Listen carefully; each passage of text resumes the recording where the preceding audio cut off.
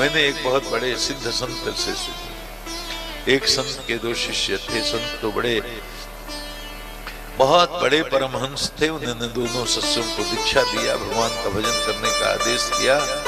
एक शिष्य तो विरक्त होकर के जंगल में भजन करने चले गए। दूसरे शिष्य प्रारब्ध था तो कहीं जाकर के बड़े मठ में महंत बन गए। हजारों एकड़ जमीनें, हजारों गायें हैं, सेवक हैं, दास हैं, दासी हैं, दूध मलाई मक्खन खाते हैं। शरीर मोने क्या कर रहा है? आए देखे महंत बना बैठा है और दूध मलाई मक्खन खा के शरीर भी बड़ा चिकना चौड़ा, लंबा चौड़ा, मोटा, हिष्ट पुष्ट हो गया है। देख करके एकांत में बोले, भाई तेरा पतन हो गया। महंत जी बोले, मेरा पतन कैसे हो गया? बोले, अरे गुरुजी ने दीक्षा कर लिया। महंत जी ने कहा, भैया देखो, जैसे तुम भजन करते हो वैसे मैं भी भजन करता हूँ। मैं कहीं भी किसी माया में फंसा हुआ नहीं हूँ। अरे तो ये सब क्या है? महंत जी ने कहा, भैया ये मेरा प्रारब्ध है, मुझे इस शरीर से भोगना ही पड़ेगा, मेरे पास कोई उपाय नहीं है। जहां जाऊंगा साथ जाएगा।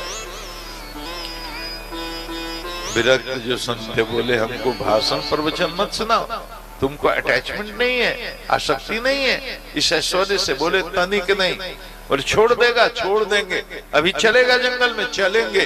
तो उठा कमंडल, छोड़ ये मठ, जगह जमीन मकान दुकान सारा छोड़ दे, दास दासी रुपया पैसा दूध घी मक्खन मलाई सब छोड़, चल मेरे साथ। गुरुजी के आदेश का पालन कर, जंगल में चल करके विरक्त रह करके कंदमूल फल खा करके धारणा ध्यान समाधि का अभ्यास कर और इसी शरीर से मुक्त हो जा।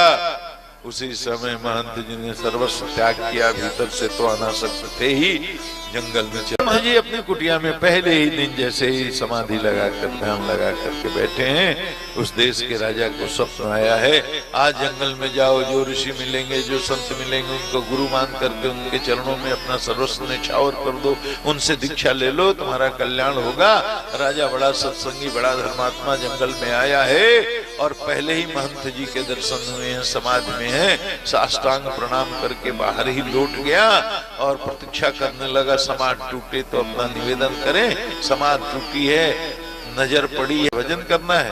राजा ने कहा, हमें भगवान का आदेश है, स्वप्न में आपको सब कुछ समर्पित करके आपसे दीक्षा लेकर के भजन करना है। अगर आप स्वीकार नहीं करेंगे तो प्राण दे दूंगा, आत्महत्या का पाप लगेगा आपको। गुरुजी कहे, राम राम किस पचड़े में फंसे। अच्छा ठीक है, सर्वस्व समर्पित करना चाहते हो?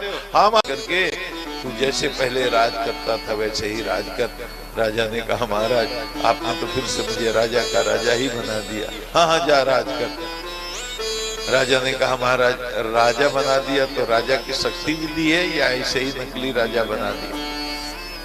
महाराज ने कहा, नहीं, राजा की जितनी शक्ति तुम्हारे पास पहले थी वो सब ऑथोरिटी, सारा पावर तुम्हारे पास रहेगा। बोले, महाराज हमारे क्षेत्र में रहने वाले जो लोग हैं उन पर हमारी राजाज्ञा चलेगी? हाँ चलेगी। कहे, आप तो गुरु जी हो, आप पर तो नहीं चलेगी। नहीं नहीं, गुरु हूँ ठीक है, लेकिन राज्य की व्यवस्था के लिए जो व्यवस्था बनाओगे उसका पालन मैं करूंगा। राजा ने हाथ जोड़कर निवेदन किया, महाराज एक ही अनुरोध है कि अगर आप मेरे गुरु हो तो आप मेरी व्यवस्था में रहना स्वीकार कर लीजिए। गुरु वचनबद्ध थे, चुप हो गए। राजा ने वहां से, जंगल में कहां से तुम्हारा इतना ऐश्वर्य प्रकट हो गया? तब महंत जी ने कहा, भैया यही बात आपको समझा रहा था, ये मेरा प्रारब्ध है, जहां जाऊंगा वहां जाएगा। इस जीवन में इस शरीर से मुझे इसे भोगना, इस बात को हृदय से स्वीकार करिए, केवल कथा कहानी नहीं है। ये बात मैं अपने अनुभव से भी बोल रहा हूँ। जो आपके नसीब में, किस्मत में, प्रारब्ध में नहीं है, सर पटक के मर जाओगे, वो नहीं मिलेगा।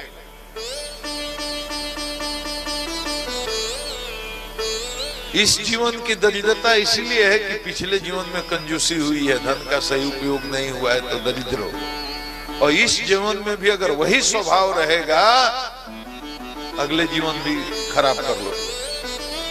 जो भाग्य में है, मनोज बाबा, पप्पू जी, ये सच है, शास्त्रों की बात है, मैं अपनी बात नहीं कर रहा, मैं तो इसको अपने अनुभव से जानता हूं। जो आपके प्रारब्ध में है वो आपके पास आएगा आएगा आएगा। लोग कहते हैं बिना किए आएगा, बिना किए आएगा। जो प्रारब्ध में, अच्छा ये बताओ, क्यों कोई बच्चा करोड़पति घर में पैदा हो जाता है और पैदा होते ही करोड़पति हो जाता है, और कोई बच्चा दरिद्र के घर में पैदा होते ही दरिद्र हो जाता है? बच्चे का क्या दोष? बोलो। पैदा हुआ और पति हो गया, एक पैदा होते ही खाकपति हो गया, जीवन भर भीख मांगते हुए उसका कटा, एक पैदा होते ही प्लेन से चलने लगा। ये पूर्व जन्मों के, ये शास्त्रों में लिखा हुआ है हमारा, ये लिखा हुआ है। जो इस जन्म में धर्म में खर्च नहीं करेगा, दान नहीं करेगा, और धर्म से ज्यादा, सेवा से ज्यादा धन को महत्व देगा, धन के पीछे पागल की तरह हाय पैसा हाय पैसा हाय पैसा करता रहेगा, उसको फिर अगले जन्म में दरिद्र होना है, होना है, होना है तय। और जो ईश्वर में थोड़ी सी आस्था रखते हुए अपने प्रारब्ध को स्वीकार करेगा, जो आना है वो उसको आएगा, इसमें कोई दो राय नहीं है। नहीं तो 5,000 करोड़ लगा के फैक्ट्री भी लगाओगे, साल भर में दिवालिया हो जाओगे, और नहीं तो 600 रुपया की नौकरी करने वाला पेट्रोल पंप पर तेल भरने वाला आदमी आज 2 लाख करोड़ की संपत्ति का मालिक बना हुआ है। धन के पीछे क्यों इतना पागल रहते थे? एक बड़े उद्योगपति यहाँ मरे हैं, बैंक चलाते थे, नाम नहीं लूंगा, हमारे अत्यंत प्रिय भी थे।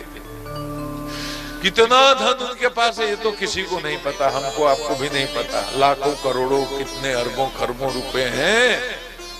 महाराज इस बात को दोबारा बोल रहा हूं, इसी कथा में एक दिन बोला था, आज से 1 सप्ताह भी नहीं हुआ, उनका चिता पर आग देने के लिए 2 बेटे हैं, लेकिन कोई नहीं आया। सारा पैसा यही रह गया, करोड़ों करोड़ों, जीवन भर ऐश किया, सारा पैसा यही रह गया, शरीर चला गया महाराज।